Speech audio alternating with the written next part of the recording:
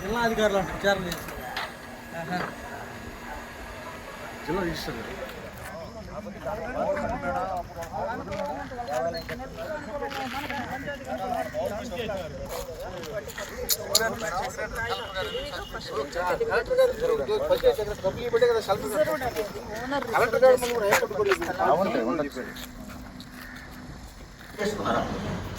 ఎవరి పేరు మీద?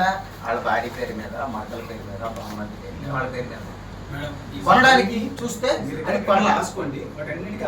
అది కొనడానికి రాసుకోండి. అది కొనడానికి పాయింట్స్ అన్ని రికార్డ్ రాసుకోండి. వాళ్ళు చెప్పే అభియోగం ఏంటంటే 2009 తప్పు డాక్యుమెంట్ సృష్టించుకొని చేశారు, ఓనర్లు రిజిస్ట్రేషన్ చేయలేదు అని అంటున్నారు వాళ్ళు. దానికి అన్నిటికీ మేము ఆన్సర్ ఇవ్వాలి. అవన్నీ మీరు రాసుకోండి, ప్రతిదానికి ఆన్సర్ ఇస్తాం. తర్వాత పోలీస్ ఎంక్వైరీ కానీ ఏ ఎంక్వైరీ కానీ మేము ఇస్తాం. మేము అయిపోయిన తర్వాత మీరు మాట్లాడితే తర్వాత తీసుకోండి.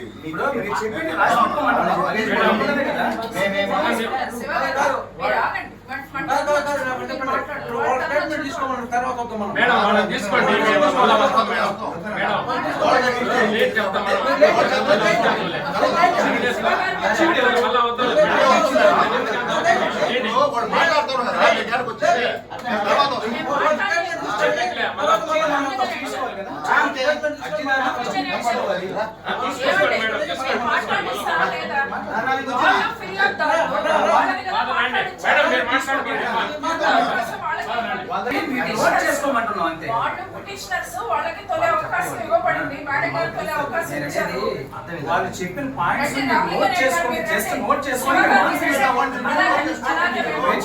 మాట్లాడ అర్థం మాట్లాడాలి. నేను చెప్పింది ఏంటంటే వాళ్ళు చెప్పిన పాయింట్స్ మీరు నోట్ చేసుకోండి, వాటికి సమాధానం మేము ఇస్తాము అంటున్నాం. మేము బయట ఉంటాం.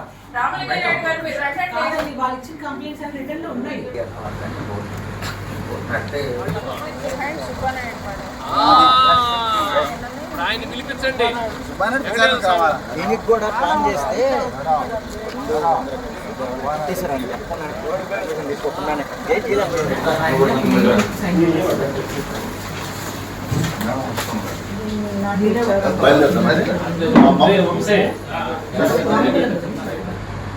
అది లాస్ట్ ఇయర్ ఒక 1 year బట్టి జరుగుతా ఉంది.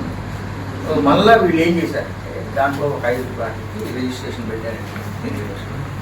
అది ఆల్రెడీ కోర్టులో నడుస్తుంది.